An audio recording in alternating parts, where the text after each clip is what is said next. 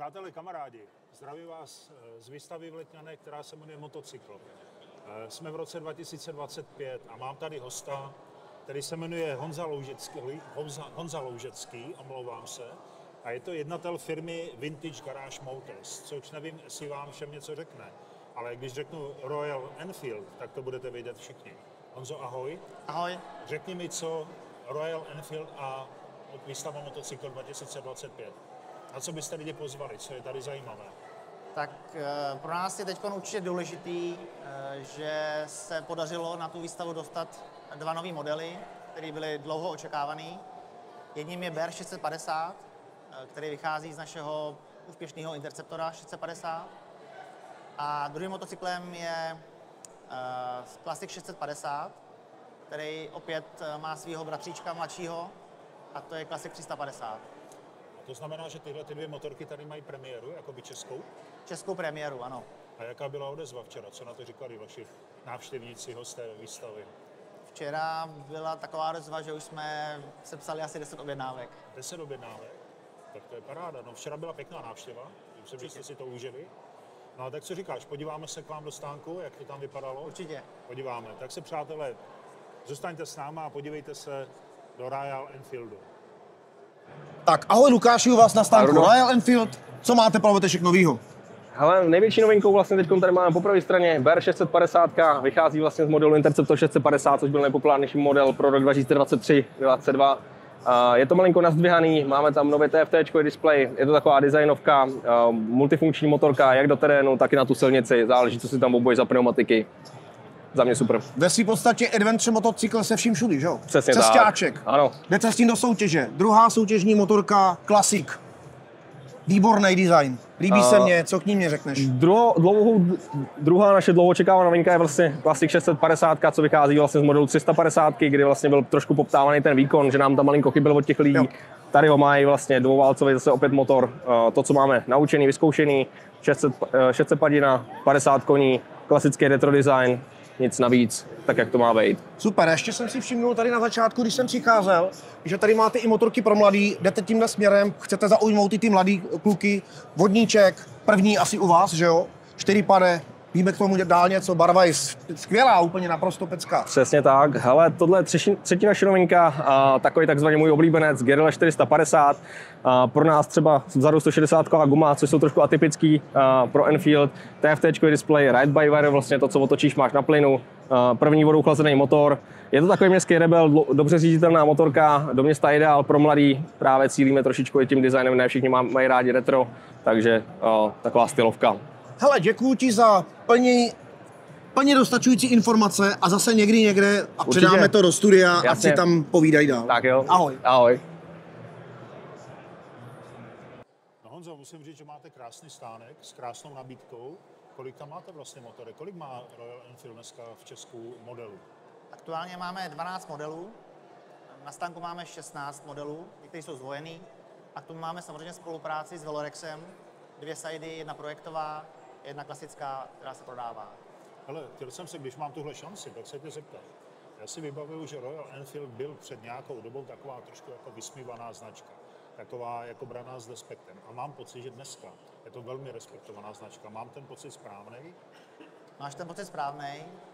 A je to vlastně tím, že ta společnost Royal Enfield, která vlastně dneska vyrábí 1 milion motocyklů ročně, to je porce. Tak 700 000 jich skončí v Indii a 300 000 se jich vlastně exportuje do 77 zemí světa. A oni vlastně od roku 90 už do toho hodně šlapou a snaží se vlastně pracovat na všech oblastech, od kvality po marketingu, po zpracování. Jakoby vlastně i na těch modelech je velká práce, kdy oni část motorizace třeba těch jednoválců vyvíjejí v Indii, a ty dvouválce ty vyvíjejí v Británii a vlastně snaží se, aby každý model zasáhnul nějakou novou kategorii. Jo, takže nesnaží se nic kopírovat, jsou na to velmi pyšní a daří se jim to. A výroba je kompletně v Indii, nebo se to dělá i někde jinde? Výroba je kompletně v Indii. No a jaká je vlastně historie značky Royal Enfield? Ta historie se traduje hodně dávno. Často se to porovnává s Indiánem i s Harley Davidson. Je to rok 1901. Kdy ta společnost vznikla ještě dřív, nicméně to vyráběli od jehel, kol, aut a vlastně děl, až vlastně začali vyrábět motocykly a začali v tom být takový dobří. A někdy v dobách, kdy vlastně přišla krize do motocyklu na britském trhu a decimovala vlastně místní značky, tak oni měli jakoby štěstí, můžu říct, že štěstí, že měli vlastně indickou zakázku a tím vlastně ta značka nepřerušeně vyráběla dál až do dnešní doby. Co si vybavuju, nevím, jestli to řeknu správně, ale mám za to, že Royal Enfield byl spojený s takovou raritou a to byl naftový motory. Je to pravda? Je to tak? To je historie nebo ještě i současnost? Ne, už se jako nevyrábí. Pár se jich dá ještě sehnat. Pár chlapců tamhle i ze Slovenska, z Česka, vlastně přijeli na nich vlastně z Indie až k nám. Je to taková raritka. Jo, jako máme jeden v Čechách, dva, který občas vlastně vezmeme vezmeme na akce a je to taková srandička. No a co, kdybych přemýšlel nad tím, že bych si koupil vaši motorku, jaký jsou hlavní důvody ji koupit, nebo argumenty, co mám od Royal Enfieldu očekávat? Jaký zážitek, něco jiného třeba, než mají ostatní značky? Určitě, je to motorka, která, bych to řekl vám, vytváří úsměv na kombinártech. My máme vlastně to, že zákazník, než si koupí motocykl, tak má možnost ho bezplatně půjčit a projet se. A ty lidi, když se vracejí, tak na nich vidíte, že vlastně jsou jako, vlastně poznali novou dimenzi, nový svět. Je to prostě jiná způsob. Přijedou s rohlíkem, jo? Tak. Oni neřeší jakoby rychlost nějakým způsobem, a řeší ten požitek, jo, z té jízdy. Takže to je vlastně jedna určitě z důležitých věcí.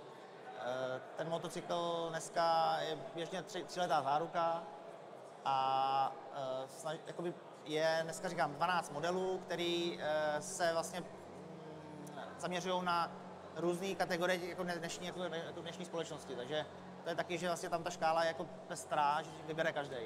A kdybych se třeba rozhodl, že to chci, ale nemám nějaký velký ambice, chci jezdit po okrese, tak jako, rozumíš, na neděli na kafe, tak jaký model by byl dobrý pro mě třeba? No, mně by se na tebe líbil Classic 650, naše novinka letošní. Jo, musím se na něj připodívat, vyzkoušet. No a kdybych chtěl cestovat a vydat se někam dál? Cestovní motorka je pro nás nejvíce Himalayan 450, což je vlastně takový nástupce Himalayan 411, což v době, kdy byl vlastně spuštěný na trh, tak byla celkem taková dlouho očekávaná věc. Měl úspěch, ač byl, se dá říct, v té své kategorii trochu sám, ale ten Himalayan 450 už vlastně dostává se jakoby do kvality úrovně dnešních motocyklů a jakoby je velmi dobrá univerzální motorka. A my jsme měli možnost letos v lednu s většinou dealerů Royal Enfield po republice jet s Jardou Šimou po Maroku, kde jsme najeli každý 2000 km a ty motorky jsme jako dost testovali v různých podmínkách. Takže motorka vlastně zvládla na jedničku. Tak Jarda Šima je výborný jako testér, že? Ano. Testovací jezdec, byl spokojený? Já myslím, že byl. No a jaká je vaše dealerská síť, kde se dá vlastně motorka Royal Enfield koupit? Dneska máme 8 dealerů. Je možnost, že budeme mít 9. Jsme Praha, Brno, Hodonín, Ostrava, otevíráme v Olomouci, Plzeň, Liberec a České Budějovice. A zvažujeme Děčín. Máte to rozložený Čechy Morava pěkně na půl. Je to tak, aby každý mohl do 45 minut hodiny si najít svého dealera. Hele, a protože fakt nemám představu, ty jsi mi říkal, že bych tu 650 mohl mít, kolik taková motorka stojí od vás? Naše motocykly se pohybují od 115 000 do... Od kolika? 115 000. 115 000? Hunter, iniciační model takovej, začínající, pro začátečníky a jako ženy začínající. No. A pak je tam nejdražší motocykl přes 220 000. No ale tak to je hodně dobrý. Jako hodně dobrý, no. Myslím si. A ještě mi řekni třeba poruchovost, spolehlivost, servis, náhradní díly. Dobrá otázka. Tím, že ten motocykl je vlastně vyráběný v počtu 1 000 000 kusů motocykly, produkty v Indii, kde vlastně oni testují v těch extrémních podmínkách. A to není jako, že mají nějaký haly nebo něco. Oni mají prostě opravdu tam ty podmínky od prašných cest, špatných cest, vlastně různý teplotní jakoby extrémy. Jo, od velkého tepla po zimu až k Himalajům, až vysoko. Takže ty motorky sem jezdí v zásadě už otestovaný z toho trhu. Tak u nás jsou samozřejmě, najdou se způsoby, najdou se na případy, kdy se něco řeší, ale není to nic, že byste prostě nedokázal, není to nic problematického. jako rozhodně není pověst, že by tam byla nekvalita nebo něco takového, to vůbec. Oni s tím jdou hrozně dopředu. S každým novým modelem je vidět, že ta motorka je dál a dál. Teď, když jsme si sedli tady, tak jsi mi povídal o kontrole kvality, to by možná bylo dobré. Oni mají třeba na Himalayan 450, ano, promiň, na Himalayan 450 je výstupní kontrola, je 70 výstupních kontrol. A je to na každý motocyklu, není to jenom na některých. Jo, takže tím oni asi dokážou... Jako během výroby té motorky ano. 70krát někdo koukne na to, jestli je to udělané dobře? Tak. To je docela důsledná kontrola, to je pravda. A vy máte motorky skladem běžně, nebo se musí objednávat? Držíme řádově 200 motocyklů skladem. Skrze dílery a nás, import a dílerství v To Praze. se týká i těch novinek, máte je skladem? Novinky máme teď 3 kontejnery na cestě a máme tady už první 2, takže máme. No a jaká je pozice vaší značky na českém trhu? Jako jste etablovaná, silná, nebo se vyvíjíte, nebo to udržujete, jak to je? Jaká Určitě je? se furt vyvíjíme, určitě máme růst a furt jsou jakoby lidi, kteří ještě jsme nevědí o nás. Jakoby řekli, hele, tu značku znám, ale ani jsem nevěděl. Tak to je vždycky tak, ne? To je nekončící proces, podle mě. Je to tak, je to tak. A teďka tady na té výstavě teda máš pocit jako dobré odezvy? Jste spokojeni? Obzvlášť dneska vidím, že prostě těch lidí je hodně a ptají se, jsou tam, zajímá je to, líbí se jim stánek, takže jsme jako rádi, že ten pod, který jsme strávili tím předtím přípravama, který začal už před měsícema, tak se jako vyplatí. Fakt blahopřeju. A na čem jezdíš ty sám? Já mám přímo na výstavě Himalayana ve své podobě, jak se vrátil z Maroka, Himalayan 450, a je v té své špinavé podobě a je tam vystavený na stojanu. Takže No a jezdí i někdy, nebo jenom na stojanu? Asi jezdí, určitě. A kam se chystáš letos? My už připravujeme další výpravu s Jardou a to tentokrát se snažíme, chceme na Béru na Sicílii, takže uvidíme, jak to posadíme do času a jak se to jako vydaří. A ty se byl i podívat někdy v Indii ve fabrice, jak to tam je? Už jsem tam byl 2krát a vždycky se to děje někde na podzim, kdy je trochu víc času a vlastně nás provedou kompletně fabrikama, tou výrobou. Pak máme nějakou konferenci, kde vlastně se diskutují nějaký plány, nějaká budoucnost, takže oni vlastně plánují mít do dalších 3 let asi 25 modelů, jo, na trhu. Takže to jsou taky ty věci, které nám postupně odkrývají. No a pak se jako vydáme na velkou jejich motoshow, která je známá, jmenuje se Motoverse, kde se vlastně dějou různé divoké věci, jezdí se v kruhu v těch takových velkých oválech. Všechno na Royal Enfieldech, Všechno jo? Enfield, no. Hele, to slovo Enfield má nějaký význam, Royal jasná, ale Enfield, co to je to slovo? To je jméno někoho, nebo dá se to To je přeložit? dobrá otázka, na kterou neznám odpověď. Tak, Ale tak do příště. Ano. Domácí úkol. Domluveno. No a ještě mi pověz, když jsi byl, dal jsem se na tu Indii, říkal jsi, provezou nás fabrikama, kolik těch fabrik je teda, v kolika továrnách se to vyrábí? Oni mají jednu tu původní, kterou furt nějakým způsobem udržujou. To je maličká, jakoby v vozovkách, nechci říct na hlíně, ale prostě to byla první fabrika tam, nebo jedna z těch prvních. A dneska mají 2 velký a 3 stavějí. No a jaká je třeba vize do budoucna? Kam by se Royal Enfield chtěl posunout? Bavíte se o tom? Říkají vám nějaký svý plány, třeba na 10, 15, 20? Z těch čísel, z toho milionu motorek, který vyrobějí, tak 700 000 jich skončí v Indii, 300 000 jich skončí v 77 zemích světa, ale oni dál rozšiřují ty země, kam se chtějí dostat. Letos otevřeli prodejnu v Mongolsku. Kde? V Mongolsku. Mongolsku. Kulan Bátaru, jo? Takže tak. Takže oni si vlastně ten trh jako připravují. Na to, až se to bude rovnat tomu, co Indie, jo? Tomu odbytu. No a dobře, a vidí se třeba někdy ve sportu nějakým, ať už v motokrosu nebo v závodech silničních? Italové jsou docela úspěšní ve flat tracku, takže my s nějakým způsobem se snažíme flat track nějak podporovat a budeme tam mít tato stavbu. Máme mistra světa, tak s ním spolupracujete s Ten Ervinem spolupracuje Krajčovičem? s Indiánem, Jo. ale budeme mít vlastní motocykl a i budeme mít jakoby možnost startovat. Takže bude jako z Royal Enfieldu i sportovní značka? Bude možnost, aby startovala v klasikách.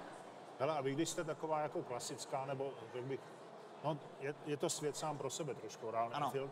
Máte i nějaký jako takový ten merch? Nějaký doplňující výrobky, ať už vybavení motorky, oblečení? Nějaký to stotožnění se značkou, Ano. myslím. Na to se hodně soustředějí. Máme od velmi pestrý nabídky toho GMA, neboli originálního příslušenství, oblečení, v zásadě i různý jako příslušenství menší, takže jako je tam toho hodně, no. To je dobré, a to máte taky ve stánku? Máme. A i na velké kluky? 3, 4XL máme. Jo? 3-4XL, no tak to jsem v pohodě. To mi bude plandat, hele, na to se těším docela. Hele, děkuju moc za povídání, podle mě to bylo hrozně fajn. Přátelé, doufám, že jste si to užili a přijdete se podívat na Royal Enfield, na Honzu a na jeho kolegy ve stánku. Vy jste v hale 2, myslím, Ano. ne? Ve dvojice. 3. Ve trojice. Takže přijďte do Letňán na výstavu motorek, fakt to stojí za to. A kromě spousty jiných věcí uvidíte Royal Enfield a tady Honzu, který vám to určitě všechno rád ukáže a vysvětlí. Tak hele, díky moc, že jsi přišel a Díky moc. uži si to, ať to je dobrý. Jo? Ahoj. Přátelé, mějte se a sledujte nás dál.